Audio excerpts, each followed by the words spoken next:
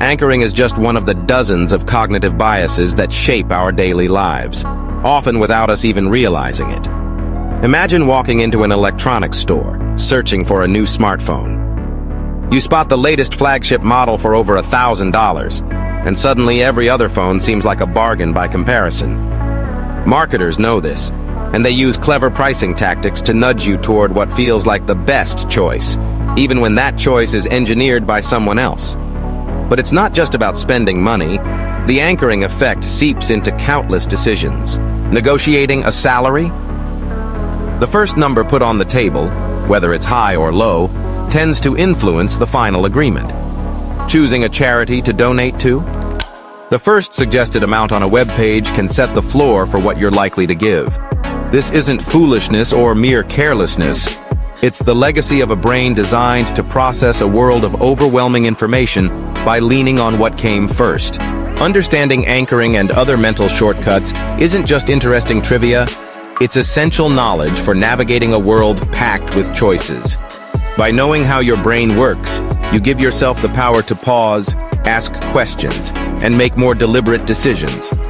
Next time a price or a statistic jumps out at you, take a step back and remember, your initial gut reaction is just that, a reaction. Pause. Compare.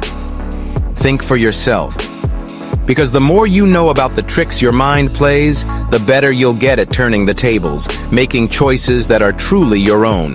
But the anchoring effect is just the beginning. There are deeper forces at play, hidden gears in your mind turning without your permission. One of the most deceptive is confirmation bias, the tendency to only seek out what agrees with what you already believe.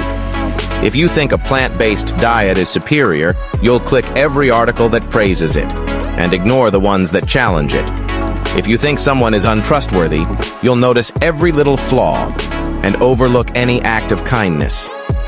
It's not truth you're chasing, it's validation.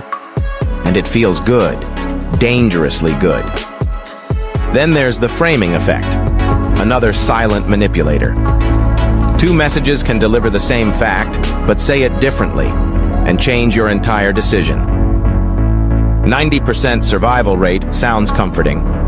10% chance of death sounds terrifying. Same statistic, different framing. Your brain doesn't process numbers in isolation. It reacts to the story wrapped around them. And what about the illusion of skill? Ask 100 people if they drive better than average. Most will say yes. Mathematically impossible, yet emotionally satisfying. That's the trap. We overestimate our knowledge, our talent, our control. Investors believe they can beat the market. Gamblers think they can read the room. Even when luck plays the leading role, we crown ourselves as masterminds. The truth is unsettling. Our minds crave certainty, not accuracy. And that craving can blind us, unless we learn to see it. And seeing, truly seeing, is the first step to freedom. Now let's talk about something even more dangerous. The illusion of control. Have you ever seen someone bang the remote control when it doesn't work? Or press the elevator button repeatedly hoping it'll come faster? We laugh at those things. But we all do them. We all want to believe that we're in charge, that our actions shape the outcome, that we are the masters of cause and effect. But here's the truth. Much of what happens in life is randomness wearing a mask. And yet, when things go right, we're quick to say, it's because I planned well, I worked hard, I knew what I was doing. When things go wrong, bad luck. The market was unfair. That person lied. We cling to control like a life raft in a stormy sea of uncertainty.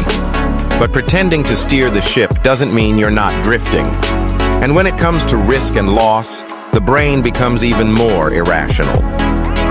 Psychologists call it loss aversion. The idea that we feel the pain of losing far more intensely than the joy of gaining. Give someone $1,000 and they'll smile. Take away $1,000 and they'll remember it for years. That's why people stay in jobs they hate, because they already put too much time in. That's why we cling to relationships that no longer bring joy. Because of all the memories, the effort, the history. But here's the hard truth. Holding on doesn't recover the past. It just delays your future. So what can we do? How do we escape these traps?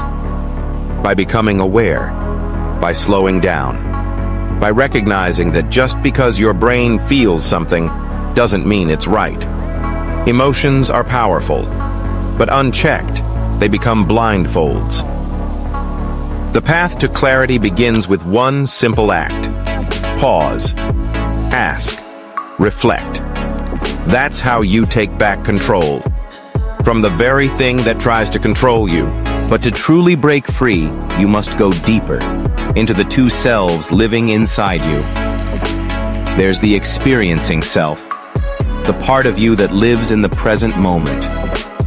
It feels joy when sunlight hits your skin, pain when your finger touches something hot, peace when a song moves your soul.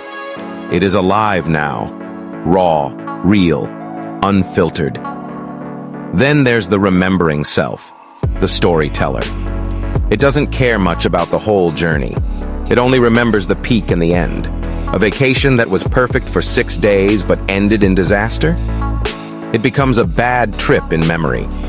A movie that was good throughout but had a terrible ending? You'll remember it as disappointing. That's the tragic twist. You don't always live according to what you feel. You live according to what you remember. And memories, no matter how vivid, are often distorted. So here's the challenge. Don't just live for the story you'll tell later. Live for the moments themselves. Pause. Savor. Be present. Let your experiencing self have its voice, not just the remembering one. In a world full of distractions, psychological traps, and mental shortcuts, your greatest weapon is awareness. Not perfection, not control, but the courage to question your thoughts, to slow down, to choose with clarity. You don't need to silence your instincts, just understand them. You don't need to fight your brain, just learn to work with it. Because once you do, you won't just make better decisions. You'll live more consciously, more freely, and perhaps for the first time, more truthfully. So now you know. You've seen how your brain, this magnificent, mysterious machine, can be both your greatest ally and your most deceptive enemy. You've seen how it takes shortcuts, how it frames reality through emotion, bias, and illusion. Not because it's broken, but because it's trying to help you survive in a world it no longer fully understands. But here's the good news. You're not helpless. You're not doomed to be a puppet of your instincts. Because awareness changes everything. The moment you pause before reacting, the moment you ask, is this real or just a reflex? That's the moment you reclaim your power. That's the moment you stop being controlled and start becoming conscious. Train your slow-thinking mind like a muscle. Every time you reflect before you judge, question before you believe, or breathe before you choose, you are sharpening your clarity. You are rising above the noise. And that's rare. Because in a world that moves fast, the one who learns to slow down becomes unstoppable. So next time you're about to click, to buy, to quit, to argue, to react, stop. Ask yourself, who's really in control right now? The fast brain, the fear, the past, or the wiser part of you, the one that sees clearly? You don't have to be perfect. You just have to be aware. And with awareness comes freedom. With freedom comes better choices. And with better choices comes a better life. You don't need a new brain. You just need to understand the one you already have.